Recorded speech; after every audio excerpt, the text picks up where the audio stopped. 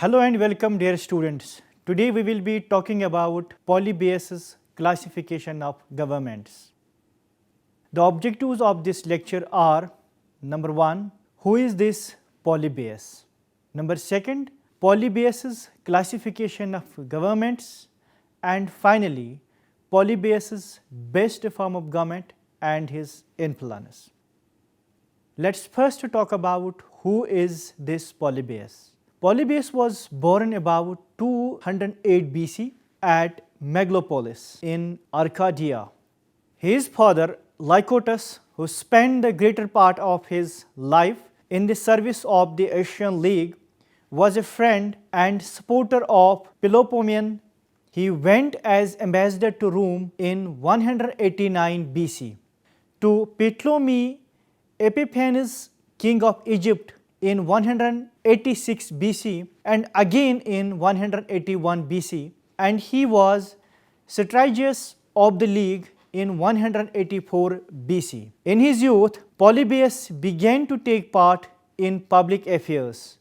He seems to have served with the Romans in the campaign of 189 BC against the Gauls in Asia Minor.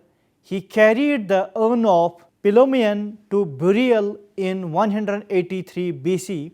He was associated with his father Lycotus in the embassy to Egypt in 181 BC, and he was Hipparchus of the Asian League for the year 169 BC. Throughout the period, that's from 181 BC to 168 BC, of political association with his father, Polybius consistently maintained the view that the supremacy of Rome in Greece must be accepted, and that the Greek states must conduct their affairs whether singly or collectively and preserve their freedom without giving any offense or cause of complaint to the Roman Republic. But there was much intriguing in Greece and at Rome against this policy of legal independence, and the suspicions of the Romans were so far aroused that they came to regard the independentists with no less displeasure than the avowed enemies of the Republic. Thus, the Asian League maintained correctly enough this policy of a strict legality during the Third War between Rome and Macedon, which was from 172 BC to 168 BC. Its leaders were quickly brought to account after the defeat of King Perseus at Pydana, and no less than 1,000 Asians were transported to Italy to be tried for their alleged opposition to the sovereignty of Rome. Of this company was Polybius. We hear nothing more of his father Lycotus. He may have died about this time. Quartered in Italian cities, these Greeks waited for the trial which never came, and at last in 151 BC, when after 16 years liberty was given to them to return home, there were less than 300 of the 1,000 left to go back. Polybius was more fortunate than the rest. He had become acquainted with Aemilius Paulus and his two sons during the campaign against Perseus and afterwards in Macedonia. And now in 167 BC, he was allowed to remain in Rome in the house of Aemilius to act as tutor to the two boys. This was the beginning of that famous friendship between Polybius and the younger son, who became by adoption Polybius Scipio. Aemilius Pinetius, the Stoic philosopher, was also an inmate of Aemilius Paulus' house about this time, exercising perhaps in rivalry with Polybius a tutorial influence upon the sons. Polybius had access through Aemilius Paulus to the best of Roman society during those 16 years of expatriation in Italy, and he made good use of his opportunities. He studied the history and institutions of Rome, doubtless with a view to the history that he meant to write himself. He observed Roman life and character in the individual and in the state. He hunted the boar with the younger sportsmen. The Romans appreciated the ability and the versatility of Polybius, and in 149 BC, less than 2 years after his return to Arcadia, invited his assistance in the diplomatic discussions that preceded the last Punic War. And when Publius Scipio rejoined the army before Carthage in 147 BC as commander-in-chief, Polybius was in close attendance to advise on questions of siege operations or to conduct explorations on the coast of Africa in ships officially supplied. He stood by Scipio's side while Carthage was burning, and when that destruction was finished, he returned to Greece in time, if not to witness the sack of Corinth by Mummius, at any rate to modify the executions of the Romans and to rescue some of the treasures of art from destruction or deportation. And when the Roman commissioners withdrew from Greece, they left Polybius with authority to settle the details for the administration of each surviving city. Thus he came to be regarded as a public benefactor, for he had done his work well, and statues were raised to him in Megalopolis, Metinia, Tegea, Olympia, and elsewhere. He visited various countries of Europe, Africa, and Asia. He studied how governments function. He studied how Rome became a big empire. Rome was only a small city-state. In just 53 years, Rome became an empire. So, Polybius wrote about the success of Rome. Histories was the famous book of Polybius. There are 40 volumes for this book.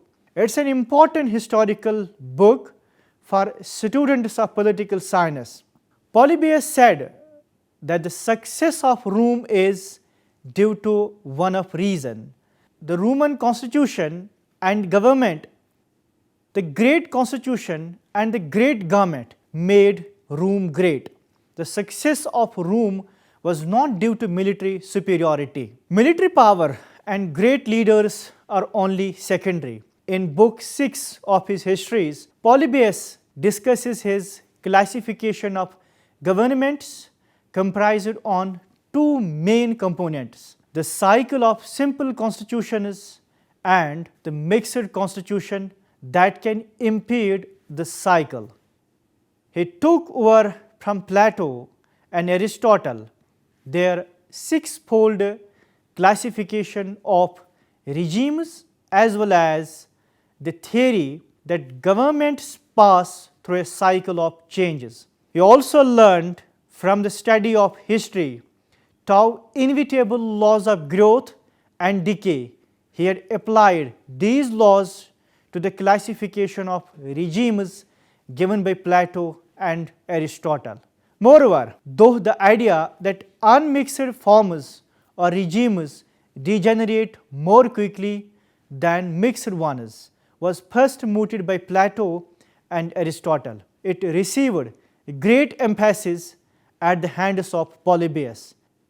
Let's discuss Polybius and his classification of governments. The political philosophy of Polybius is found in his histories. His classification of governments is very similar to that of Aristotle. He basically accepted Aristotle's classification of governments. Aristotle classified governments into 6 forms. Polybius also tried to classify governments into 6 forms. 3 were normal forms and 3 were perverted forms: monarchy, aristocracy and democracy were the normal forms of government. The perverted forms were tyranny, oligarchy and extreme democracy. According to Polybius, each form of government has its own seeds of destruction. No government is stable.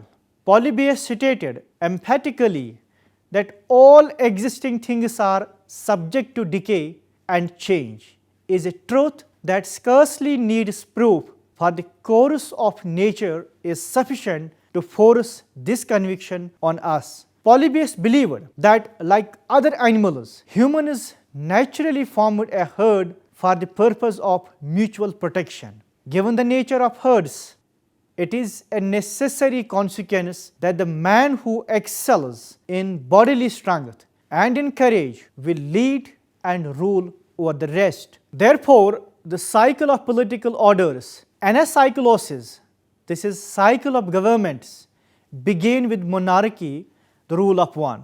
It will change into tyranny. According to Polybius, monarchy was the natural and oldest form of government based on force. However, in the course of time, it got public approval. According to Polybius, governments moved in a circle. When monarchy disregarded morality and ethical values, it became tyranny. For him, the first monarch would be an honorable man worthy of the right to rule due to his staunch upholding of justice. However, his successor would not prove so virtuous. Growing up in luxury and privilege, the new king would act as if he were superior to his subjects. His tastes would become excessive and offensive to the populace at large. As a result of his lack of virtue, he would eventually become a tyrant. The cycle of change will continue according to Polybius, and the best men will rise against the humiliation and injustice of the new tyrant. However, power will not be taken over for selfish gains. As Polybius tells us, these people are the noblest, most high-spirited and most courageous, because such men are least able to brook the insolence of princes. When they prevailed, harmony would once again be restored. Again, due to the same problem of succession, they would meet the same fate as the kings, a violent overthrow. The people, while losing hope on monarchy and aristocracy, as the rule by one and few had proved to be unreliable systems, Polybius led to the need for a new political order that was to be based upon rule by the many, or democracy. As with all of Polybius' political orders, democracy experienced its moment of flourishing glory. This new political order rapidly degenerates into violence and anarchy. Those who lust for preeminence band together and massacre, banish and plunder until they degenerate again into perfect savages and find once more a master and monarch. The central problem in anacyclosis, as Polybius characterizes it, is the lack of continuity between successive generations. The justice of the monarch decays to the pride of the tyrant. The virtue of aristocrat decays to the indulgence of the oligarch. The equality of the democrat decays to the greed of the mob. Unsurprisingly, this decline culminates in anarchy. According to Polybius, there are many reasons for a revolution against the government. The aspirants of the throne might lead intrigues against the king. There may be fights among the members of royal family for power. Polybius said that luxurious living, deprivation of power and prestige, unreasonable behavior, etc., can cause resentment among the members of royal family to feud against the king. Even love for wine and gain can cause issues. When power is concentrated on few hands, it can also lead to revolution. According to Polybius, there shall be access to power for all alike. Right for power should not be concentrated in too few hands. Polybius' account of constitutional change in general and constitutional degeneration in particular rests on an understanding of basic human psychology. Human beings are rationally self-interested creatures. An individual's natural tendency to self-aggrandizement will only be restrained if there is an experience of hardship or suffering sufficient to cause him to enter fear of reciprocal harm into his utilitarian calculation when deciding both public and private policy. When such experience is lacking because of comfortable and secure conditions, a good form of constitution will soon invariably decline into its degenerative form. Polybius has borrowed simple moral psychology from the sophists or Epicureans to explain the Platonic principle that everything, constitution is included, naturally degenerates into its opposite condition.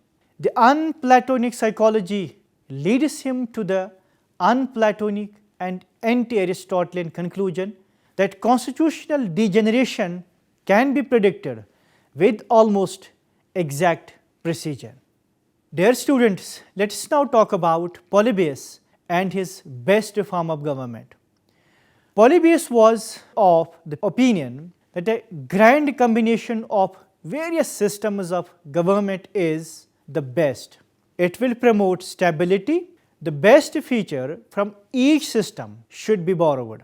This will make a system which is relatively perfect. Therefore, mixed form of government is the best form. He said that government should be a mixture of monarchy, aristocracy and democracy. The best constitution is the one which contained the best elements of all the three normal forms of government. Roman government had all these three elements. A good constitution should contain all the three elements which the Romans combined in their constitution. The consuls had the military power. They represented the monarchy. They are vested with absolute authority, but they required the support of the people. They needed the support of the Senate also. Some had two consuls. Rome had two consuls, re-elected every year, who were both in charge of legions of the Roman army and who had the power to summon assemblies and introduce various measures to the Senate. The equation of consuls to kings is a bit strong, considering that Polybius recognized two other branches of government, but the fact that they have nearly unlimited control over the Roman war machine does indicate that they had significant power similar to that of Greek kings who Polybius would have learned about. The Senate had judicial and financial powers. They represented the aristocratic elements. They controlled the supply of food, clothing and other such necessities of life. They controlled money also. So, the consuls need to depend upon the Senate for making military operations. Popular assembly had powers of discussion and debate. They represented the democratic elements Each organ of Roman society was closely connected with other elements. It was a very healthy arrangement. These three powers checked each other. The consuls had absolute powers checked by the Senate. According to Polybius, the Senate had important prerogatives which could limit and condition the consuls as well as the other magistrates. They could also, by its actions, emphasize or de-emphasize the merits and demerits of respective generals and thus make or break them in their careers. If the Senate enjoyed administrative, financial and other powers, they were checked by the popular assembly. The popular assembly had no powers without the help of consuls and the Senate. In Roman system, each organ was therefore set off against the others. In short, the Roman system was based on the principle of checks and balances. Scholars long have debated the accuracy of Polybius' characterization of the powers of the three branches of the ancient Roman government. However, they agree that Polybius explicates a checks and balances approach to the Roman constitution. Gordon makes the point in particularly strong terms. Whether or not one should regard Polybius as correct in interpreting Rome or Sparta in terms of a model of countervailing powers, he was the first writer to make a clear statement of that model and as such occupies a place of exceptional importance in the history of constitutional theory. Polybius describes the checks and balances of the Roman constitution as possessing the following characteristics. The Senate can check the consul's power by, among other methods, withholding resources.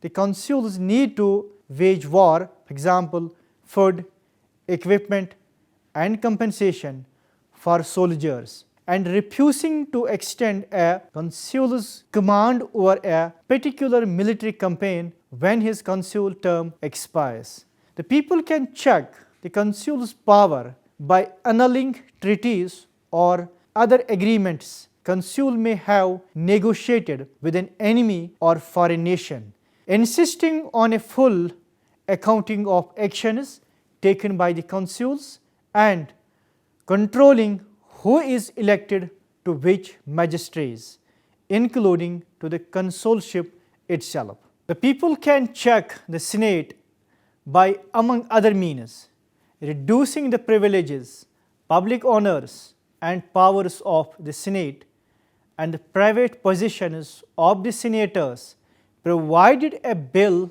to these effects was introduced in the assembly by a consul or senator, and by forbidding the execution of Senate decrees, provided a plebeian tribune requested it.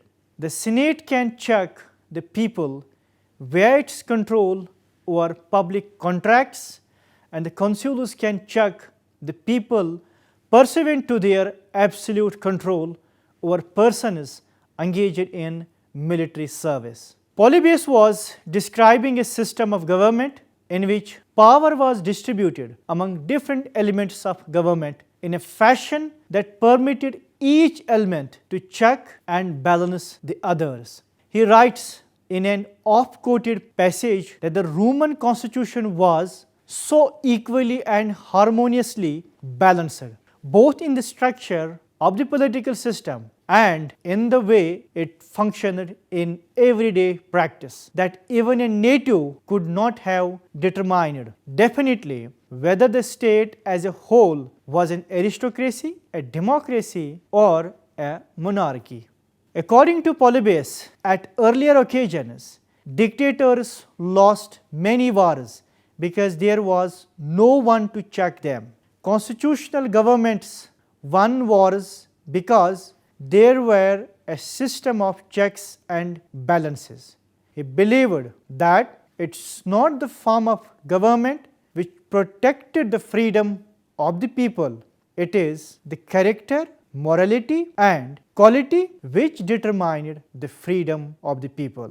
Dear students, let us now talk about influence of Polybius. Polybius' work was widely referenced and employed by a variety of thinkers throughout history, including the Roman statesman and philosopher Cicero, the Renaissance writer Niccolo Machiavelli, and most importantly, Charles Louis de Seconden Montesquieu. In his seminal work on the spirit of laws, Montesquieu drew heavily from Polybius' analysis in Book 6 of the Histories. He said that the balance of power existed in the governments and not in the people.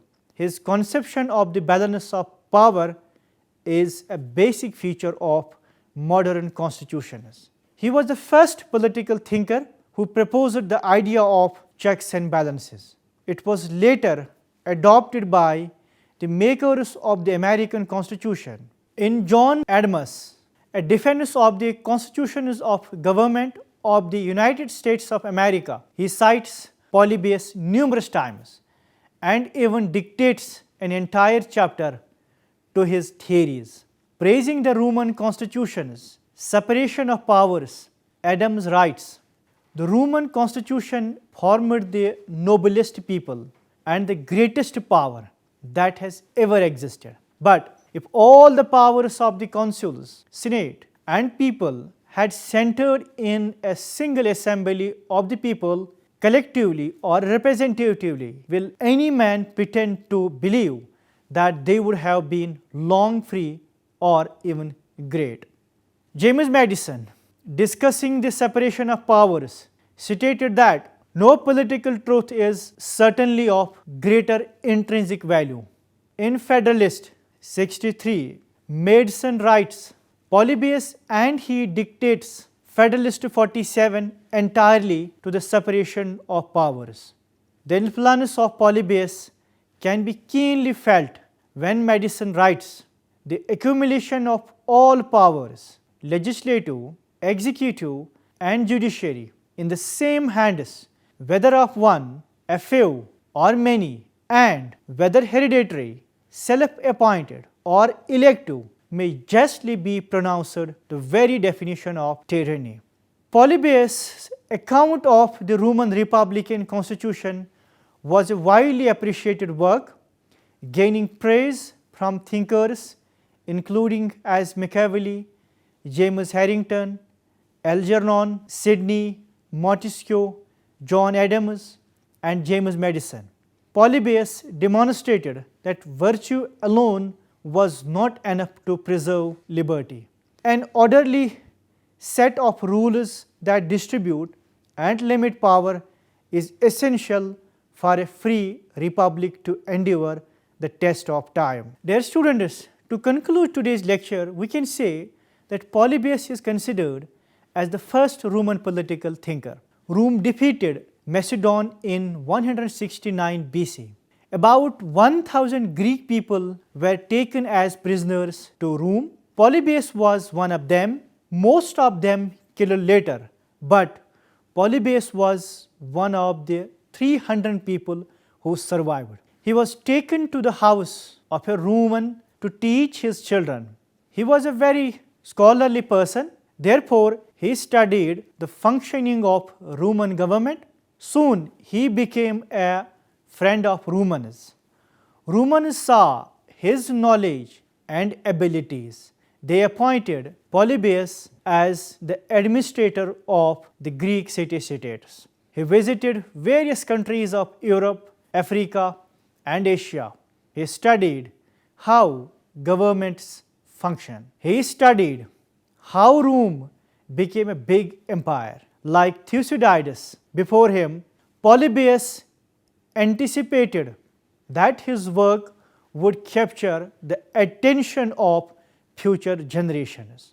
Who, he asks in the preface to his first book, is so worthless or indolent as not to wish to know by what means and under what systems of polity the Romans in less than 53 years have succeeded in subjecting nearly the whole inhabited world to their sole government, a thing unique in history. Or who again is there so passionately devoted to others, steady is as to regard anything as of greater moment than the acquisition of this knowledge. The reception of the histories has not belied this expectation.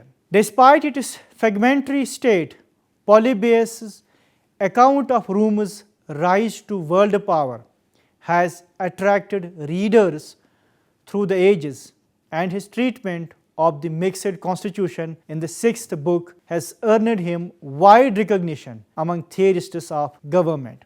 It is in this sixth book of his histories that Polybius discusses his classification of governments. As we discussed earlier in this lecture, he took over from Plato and Aristotle their sixfold classification of regimes, as well as the theory that governments pass through a cycle of changes.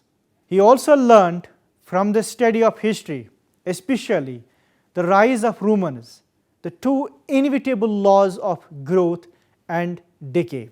He was more interested in determining the reasons of the success of the Republic. He found the key to that success in the balance of the Constitution. Moreover, he ascribed in the great stability of the Roman government to its mixed character. As he argued, the Roman polity did not rest on one species of power, rather it was a happy blend of the monarch, aristocratic and democratic elements. On the basis of his mixed government system, he has been hailed as the originator of the theory of separation of powers. Thank you for your patience, dear students. Hope you learned something new and enjoyed reading Polybius.